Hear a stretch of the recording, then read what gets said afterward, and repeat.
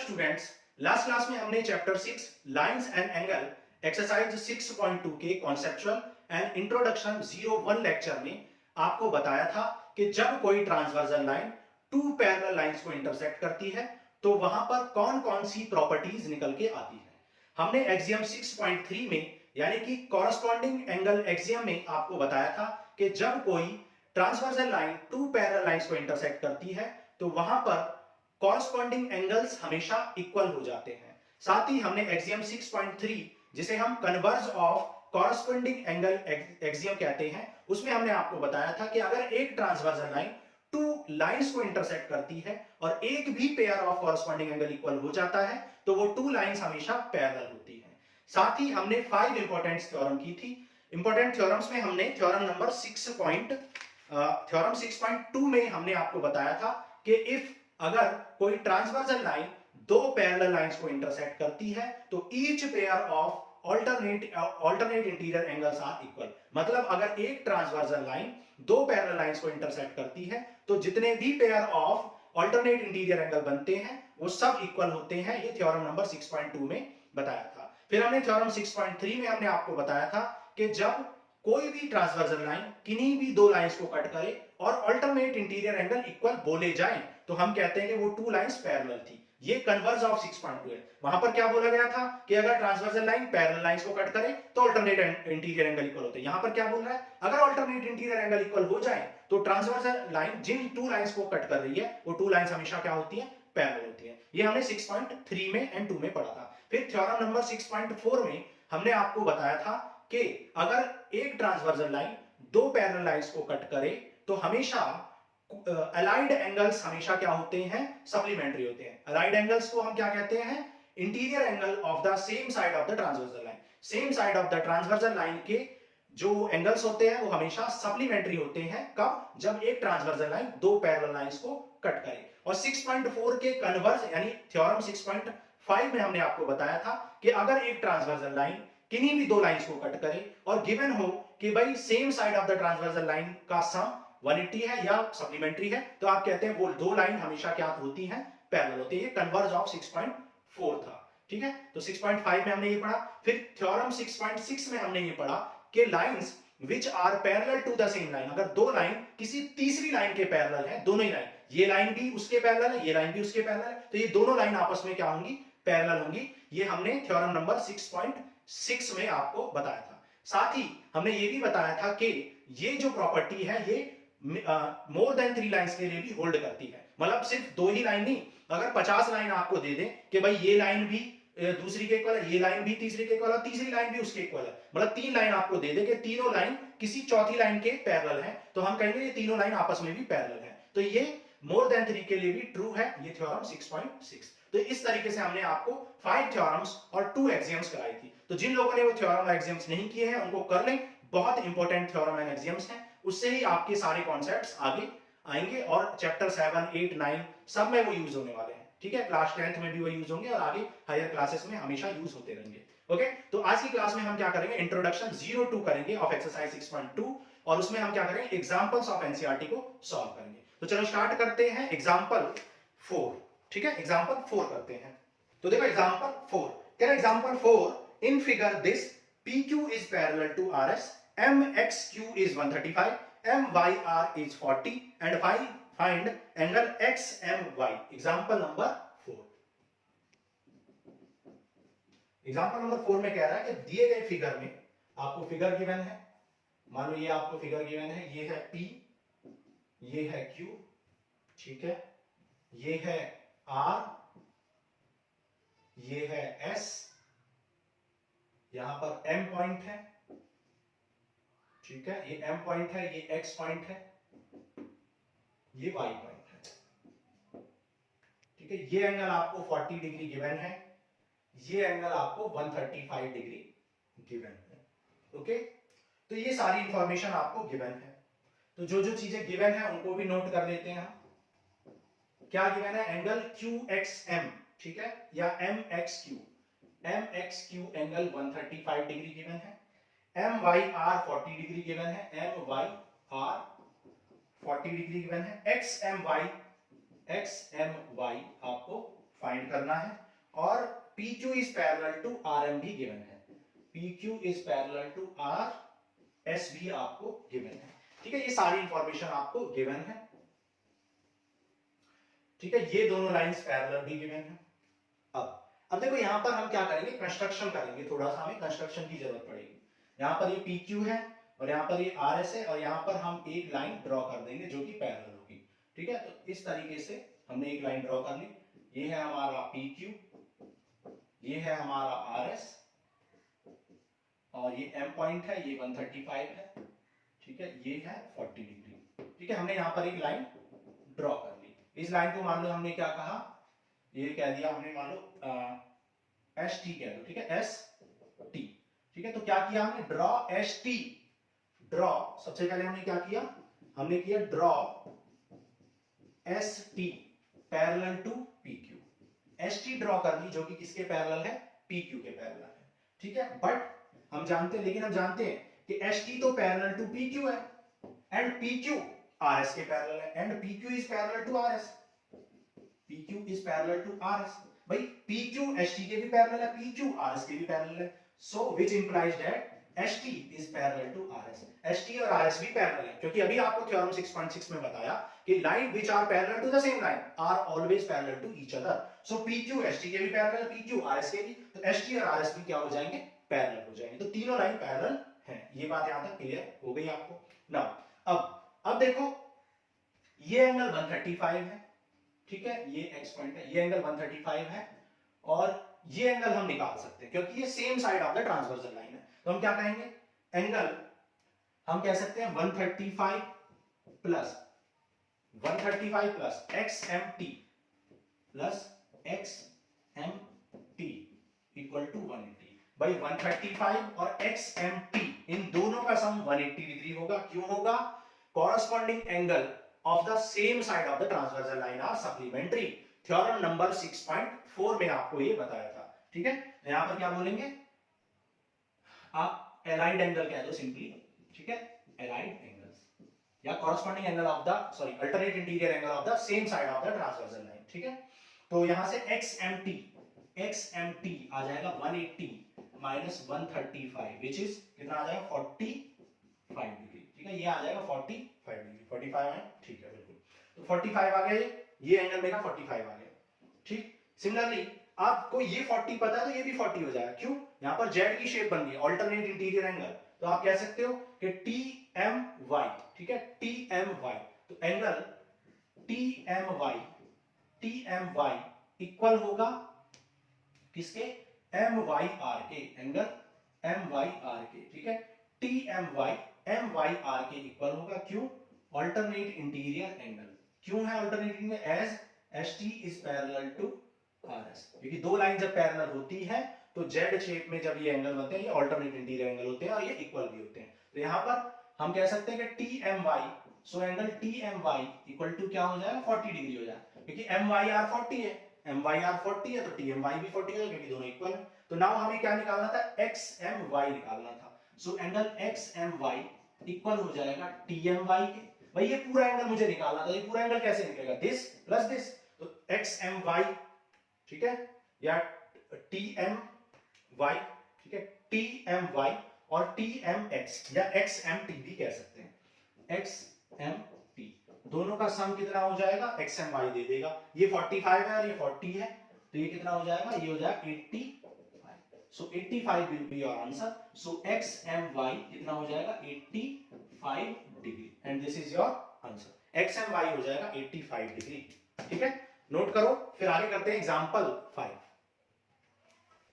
बहुत इजी है ये, क्योंकि आपको लग रहा होगा कि मतलब सॉल्व करने में बहुत लेंथी लगता है, लेकिन है बहुत इजी। ये 135 है तो ये 45 हो जाए, क्योंकि दोनों 180 बनाने चाहिए, same side of the transversal है। ये 40 है तो ये भी 40 होना चाहिए, अल्टरनेट है। ये 40, ये 45 तो पूरा 85। आंसर बिना पेन के क्वेश्चन होते हैं। ठीक है, देखो आगे करते हैं एग्जांपल 5। देखो एग्जांपल नंबर 5 करते हैं। एग्जांपल 5 कह रहा है, if a transversal line intersect two line, अगर एक ट्रांसवर्सल लाइन टू लाइंस को इंटरसेक्ट करती है। ठीक है, तो फिगर भी ड्रॉ, क्योंकि फिगर गिवन नहीं है तो ड्रॉ करना स्टार्ट करते हैं। मान लो हमने ये दो लाइन ड्रॉ कर ली, ठीक है, और इनको एक ट्रांसवर्सल लाइन इस तरीके से कट कर रही है। ठीक है, तो हमने लेट कर दिया, मान लो ये P है, ये Q है, ये R है, ये S है। ठीक है, मान लो ये A है, ये B है। ठीक, तो क्वेश्चन में क्या बोला था, इफ ए ट्रांसवर्सल लाइन, यहां पर ए बी एक ट्रांसवर्सल लाइन है जो कि पी क्यू और आर एस को कट कर रही है। ठीक है, at P Q and R S को कट कर रही है, A D is the transversal line. Sorry, ठीक है, अच्छा यहां पे गिवन नहीं है तो हमने ए बी राइट कर दिया, कोई बात नहीं। कह रहा है such that the bisector of pair of corresponding angle, corresponding angle के जो बाइसेक्टर हैं are parallel, then prove that lines are also parallel. कह रहा है कि कॉरस्पॉन्डिंग एंगल्स के बाइसेक्टर, मान लो ये एक कॉरस्पॉन्डिंग एंगल है और ये एक कॉरस्पॉन्डिंग एंगल है, इनके बाइसेक्टर, तो इनके बाइसेक्टर ड्रॉ कर लो। मान लो इसका बाइसेक्टर ये है, मान लो इस पॉइंट को मैंने कह दिया, हाँ इस पॉइंट को मैं क्या कहूंगा, पी क्यू आर एस तो हो गया, ए बी भी हो गया, सी डी कर लेते हैं। मान लो ये सी है और ये डी है। ठीक है, ये सी है और ये डी है, और यहां पर एक एंगल बाइसेक्टर ड्रॉ कर दो। मान लो ये ई है और ये एफ है। ओके, तो मुझे गिवन है क्या क्या गिवन है, मुझे गिवन है कि C D is parallel to E F. Question ने बोला था कि जो ट्रांसवर्सल लाइन किसी पैरेलल दो लाइंस को कट कर रही है, उनके जो कॉरस्पॉन्डिंग एंगल है वो पैरेलल हैं, ये आपको गिवन है, ये पैरेलल हैं। ठीक है, तो ये दोनों लाइंस पैरेलल हैं। ठीक है, नाउ अब देखो प्रूफ करना स्टार्ट करते हैं, बहुत ध्यान से, बहुत अच्छा क्वेश्चन है। देखो सी डी और ई एफ पैरेलल है, ये आपको गिवन है। ठीक है, अब मैं इस फिगर को यहां से काट के देखो इधर लेके आता हूं, मैं इस फिगर को इधर लेके आता हूं। मान लो ये मेरा ए है और ये बी है। ठीक है, और ये दोनों लाइन इस तरीके से ये पैरेलल है, मैंने इस फिगर को काट के इधर आपको दिखा दिया, ई एफ। अब एक बात बताओ, क्या ए बी ट्रांसवर्सल लाइन नहीं है सी डी और ई एफ की? अब भी ये ट्रांसवर्सल लाइन, तो आप कहेंगे as A B is also transversal of CD and EF। CD and EF की भी ट्रांसवर्सल लाइन है ये, ध्यान से देखो भाई, AB सिर्फ PQ और RS की नहीं है, AB CD और EF की भी ट्रांसवर्सल लाइन है, और CD और EF पैरेलल भी है, and CD is parallel to EF। CD parallel भी है EF के, ये भी गिवन है, मतलब दोनों लाइन पैरेलल भी है और एक ट्रांसवर्सल लाइन भी उसे कट कर रही है। इसका मतलब क्या, कॉरस्पॉन्डिंग एंगल इक्वल होंगे, तो एंगल दिस और angle this will be equal. So angle ACD will be equal to angle ACD will be equal to angle CEF। Angle CEF के इक्वल होगा, ध्यान से देखो क्यों होगा इक्वल, ACD और CEF इक्वल होगा, क्यों इक्वल होगा, क्योंकि ये कॉरस्पॉन्डिंग एंगल है। कॉरस्पॉन्डिंग एंगल किसके कॉरस्पॉन्डिंग एंगल, इस ट्रांसवर्सल लाइन AB के जिसने CD और EF को कट किया है। ओके, नाउ अब एक बात आप ध्यान से देखो कि ACD और CEF इक्वल है।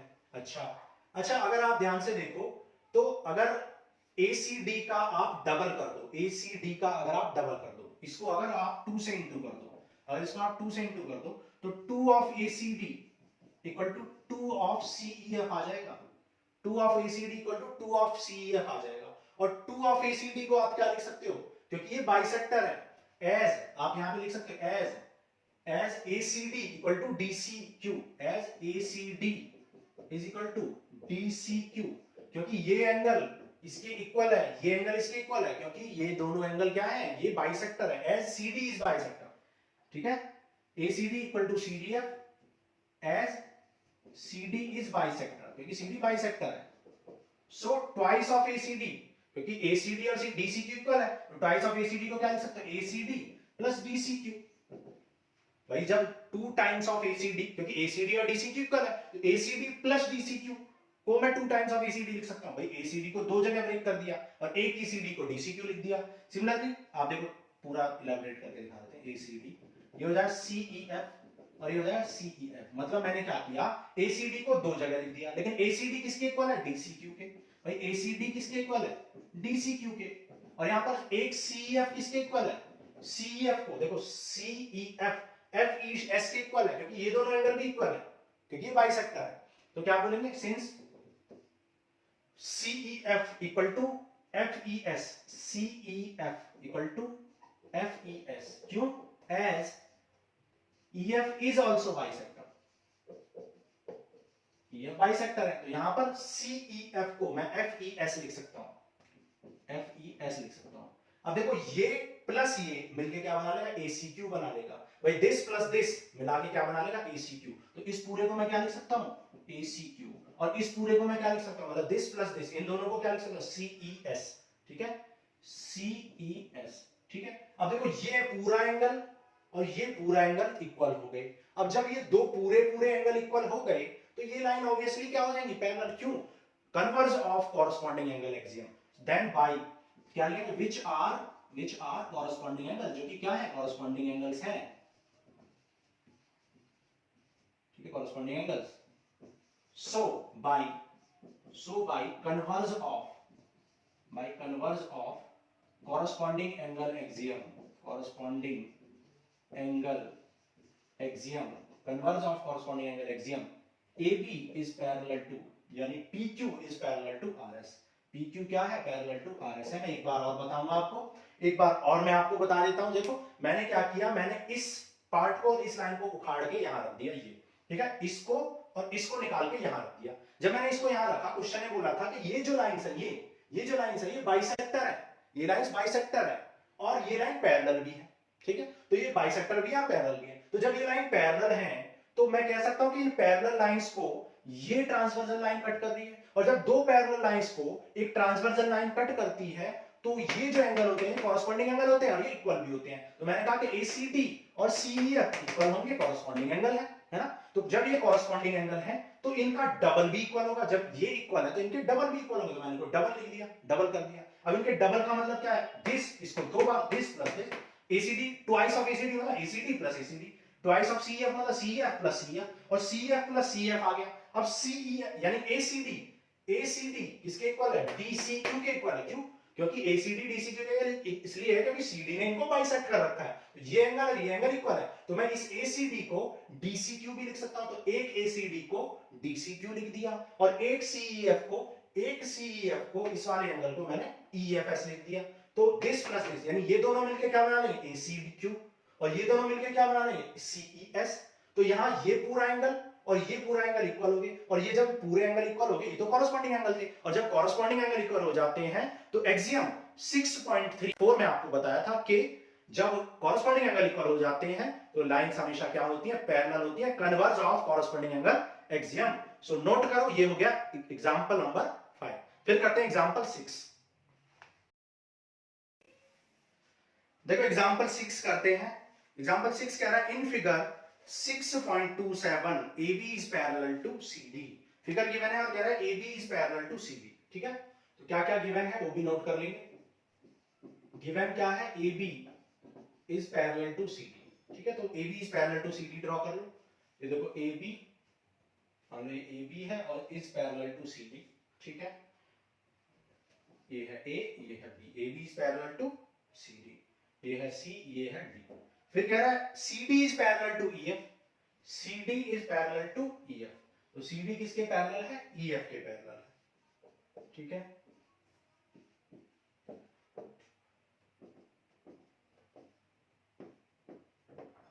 Okay, CD is parallel to EF। Okay, कह रहा है EA is perpendicular to AB, EA perpendicular to AB है, EA perpendicular है AB पर, ठीक है। ये है EA और ये आपका EA है और ये AB पर परपेंडिकुलर है, तो यानी कि ये 90 डिग्री गिवन है। EA is perpendicular to on AB।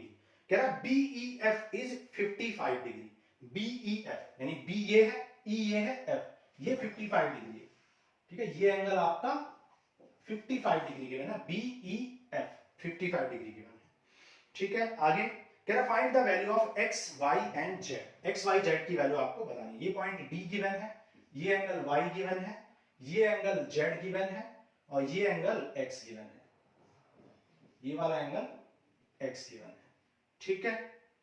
और कुछ इंफॉर्मेशन, बस इतनी बातें गिवन है, ठीक। तो फाइंड क्या करना है, find x, y and z, x, y, z find करना है, ठीक है। तो देखो स्टार्ट करते हैं, क्या कर सकते हैं इसमें। अगर देखो इस फिगर को अगर आप थोड़ा सीधा करके देखें, क्योंकि थोड़ा उल्टा फिगर दे रखा है, अगर मैं इस फिगर को ऐसे बनाना चाहूं तो क्या मैं ऐसे बना सकता हूं? मैंने ये EF लिख लिया, ठीक है, EF के नीचे CD लिख लो, ये मैंने CD लिख लिया, मान लो ये C है और ये D है। CD के नीचे AB लिख लो, ये AB है,